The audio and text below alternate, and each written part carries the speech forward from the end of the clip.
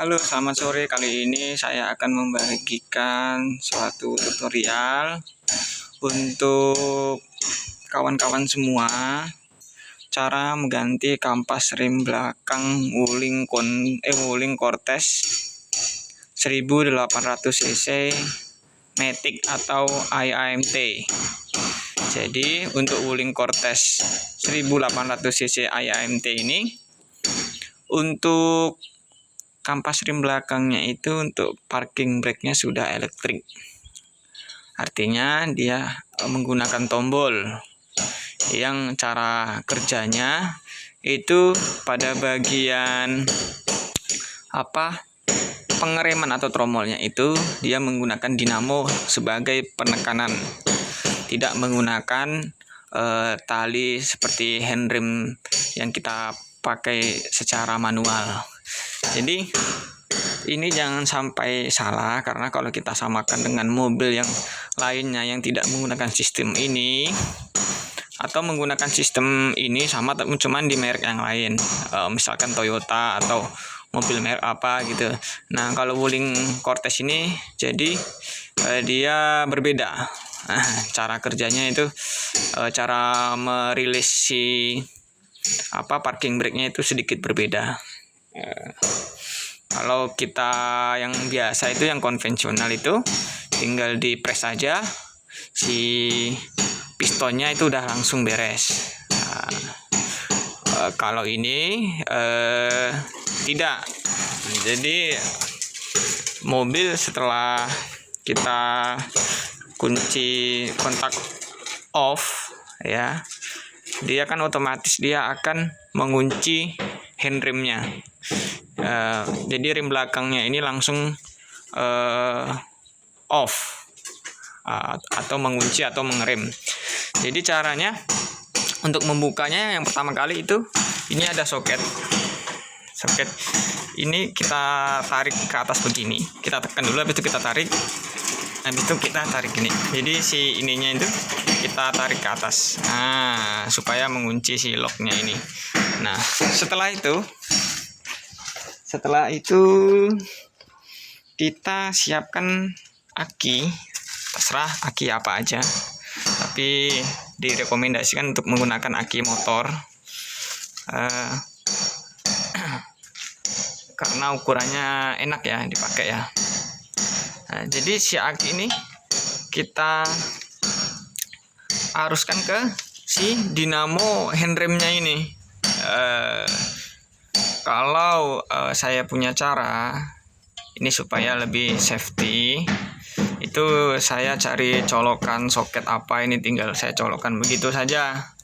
Nah, tapi kalau mau cara manual itu tinggal si kabelnya ini dicolokkan aja ke dalam si isinya itu. Ada plus ada minus.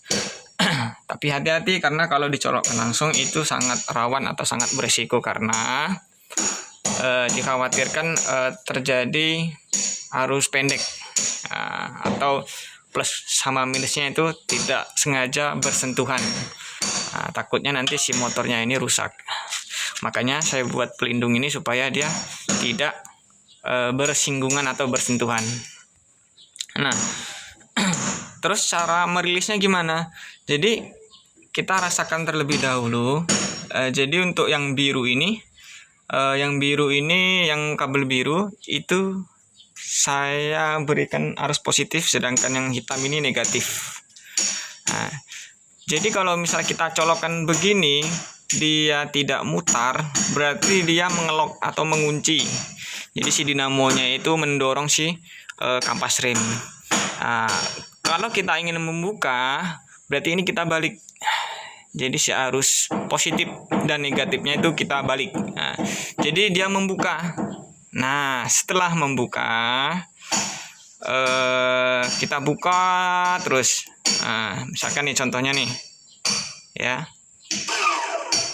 Nah, ini kan mengunci. Berarti kebalikannya, berarti begini kita untuk membukanya. Membuka terus, dirasakan aja. Setelah sekiranya sudah lumayan jauh jaraknya, tinggal kita press seperti layaknya kita mengepres kampas rem biasanya. Setelah itu kita normal menggantikan kampas remnya seperti biasa, kita press. Kalau misalkan dirasa masih kurang neken, kita tekan kan, kita tekan begini kan kalau secara manual. Kalau mau pakai si alat yang itu untuk ngepresnya itu juga bisa. Jadi kalau sekiranya ditekan itu masih nyangkut, terus dia belum maksimal, belum bisa masuk kampas remnya yang baru, nah kita ulangi dengan cara yang tadi sampai dia benar-benar bisa masuk untuk si kampas rem barunya. Nah setelah itu kita kencengin. Nah setelah kencengin, kita pasang, kita kencengin. Nah kita ulangin sistem yang tadi. Pastikan untuk si ininya itu terkunci kembali alias handremnya on. Jadi ini mengunci. Karena kita balikan seperti awalnya lagi. Nah gini caranya. Ini. Tadi gimana ya, lupa posisi kabelnya.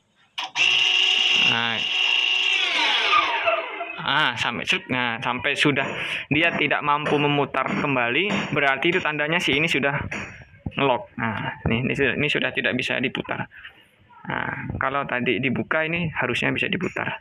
Nah, kalau sudah ngelock, udah kunci, nah kita kembali colokkan. Jangan sampai ini tidak kita kunci, karena kalau tidak kita kunci kembali, di sananya di speedometer dia akan error karena terbaca bahwa ini remnya malfungsi. Dia tidak mengerem. Nah, kita kembali colokkan. Selanjutnya kita cek terlebih dahulu di speedometernya apakah handrem dan remnya bekerja secara normal.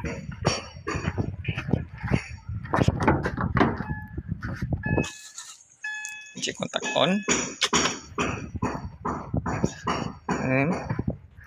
Kita rilis. Nah, EPB rilis, artinya electric parking brake-nya sudah melepas. Nah, kita coba rem lagi.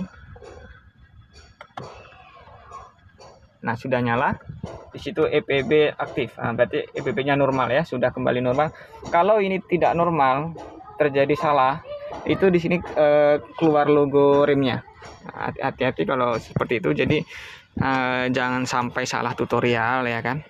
Jadi untuk cara ini cara yang paling mudah untuk mengganti kampas rem. Jadi kalau untuk cara-cara lain ada di YouTube, saya pernah lihat, hanya saya tidak merekomendasikan. Jadi saya rasa yang terbaik adalah menggunakan cara ini. Paling PR-nya hanya kita membuat untuk si soket arus positif negatifnya itu bagaimana caranya supaya dia tidak bersentuhan. Oke, terima kasih.